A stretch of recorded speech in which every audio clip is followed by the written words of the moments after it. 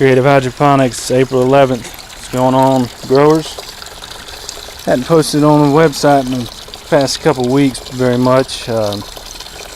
Lost my little dog of 17 years 2 weeks ago today with some liver tumor complications from liver disease, and just hit him real quick. All of a sudden, seizures, and it was pretty bad. Little buddy kind of put me down and out for a while, but I didn't want him to suffer, so I gotta keep moving on, keep rolling. That's what I'm trying to do here this evening, Tuesday evening, about 6:30. We're cleaning up, setting up the Dutch bucket system. Of course, the leak testing is going to be ruined because the hose fell on the deck and wet everything. But what you want to do, this is a Dutch bucket system. You got a main line, comes from the tank.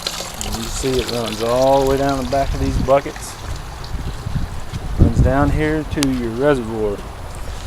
Out of that reservoir, you've got a submersible pump, and you need to make sure that your pump can pump the head height that you are trying to send the water to. I think when I got in there is 4 feet, so it's plenty for being a couple feet below the deck there. But it comes up that main line, and it comes to these spaghetti tubes.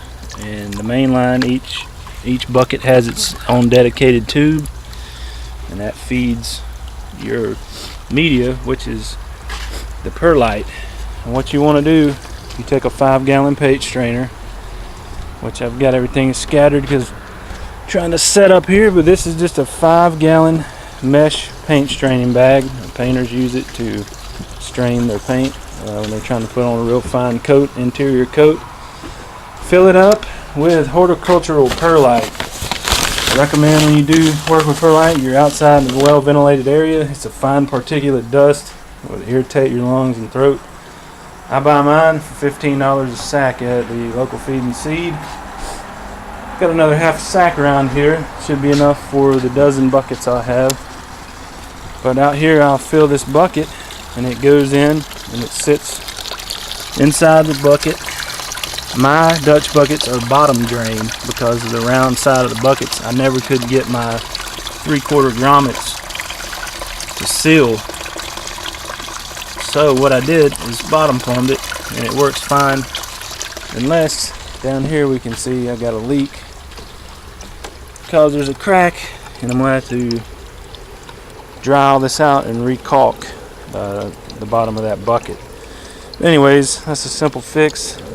Perlite in the sack, put it in there, transplant your plant, your feed tube, and what I do is I've got them here somewhere, I got to find them. They're about 3-inch long, 1/2-inch wide PVC stakes, and I drive it down into the perlite, and that sends your feed solution below the surface instead of it coming in on top of the perlite. And when that happens, if you top feed onto the perlite, algae will break out all over the surface of your perlite, and it'll do it anyways just when it rains and stuff on it, but I haven't had it cause any problems with the plants because I do make sure it's fed down to the root ball. What you're seeing in there coming out of the pipes is old Master Blend, and what I'm doing now is I'm running a couple capfuls of concentrated Clorox through the pump, the lines, the returns. Always sanitize your kits before the next grow. These were put up for the winter and stored, and they've got dried roots and dried solution in them, feed. So always rinse, and I'll let this run this evening, dry out, fix the places I need to caulk, and check for leaks on your joints. It always leaks at the joints. What I do is I use leak tape or thread tape for plumbing, or either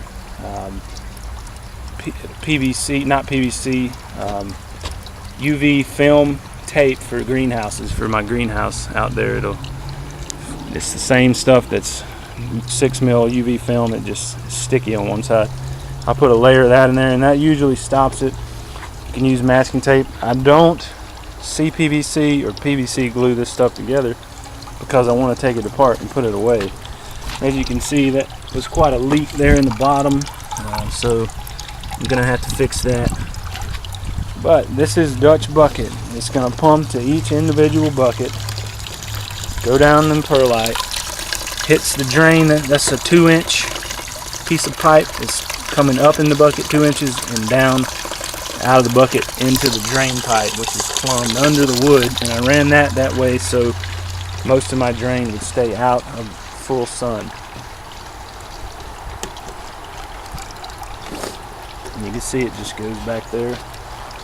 And then down here I've got another 5 bucket 1.5 inch pipe that I'll plumb in with elbows, drop it below the step here, and hook it up to that, hopefully with a freeway over here. So trying to get it all going, but what you want to do is start your plants out with what I do in the spring at 9 o'clock to about 9:20 feeding.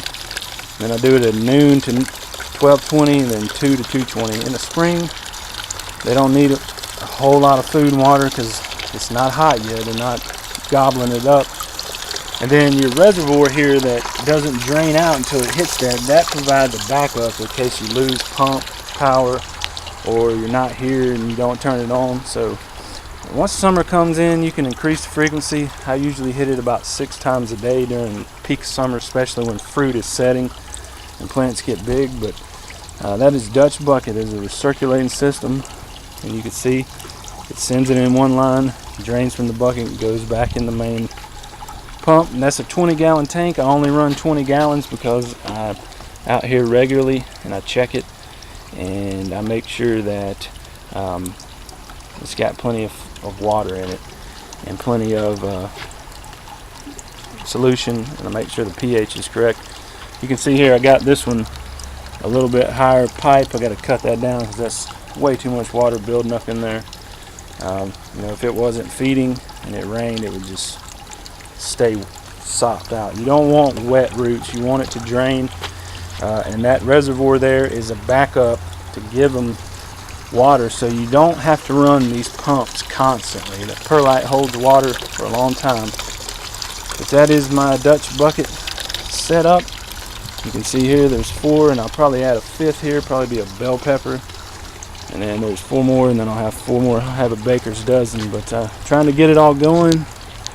Got my lettuce, baby lettuce, and salad turnips, radishes, early season stuff coming up, and stuff up here under the greenhouse out here. And tomatoes it's full of tomatoes in the greenhouse. And then up here on this other side, I've got more turnips, more stuff coming in those rows. You know, I'm out of the sunlight now, so I only get about 7 hours, 6-7 hours of full sun back there on that. And I got some more stuff to plant, and then about 1,400 square feet of tomatoes that are all in that greenhouse ready to go behind a friend's house where I garden in a big sunny spot back there and grow heirlooms. So thought I made this video about Dutch bucket, and it's simple, it works. Try it, check it out.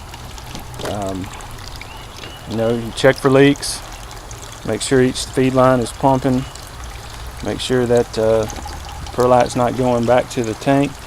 Check your pH, check your parts per million on your feed. And see here, you've got something like this. You always have to check because it's just dripping. This is just clogged. Just take it and blow down in it. And there it comes. Just got a clog. You just got to flush everything out after it sits all winter. But comment, like, tell me what you think. Ask any questions. Folks here are pretty knowledgeable. Appreciate it.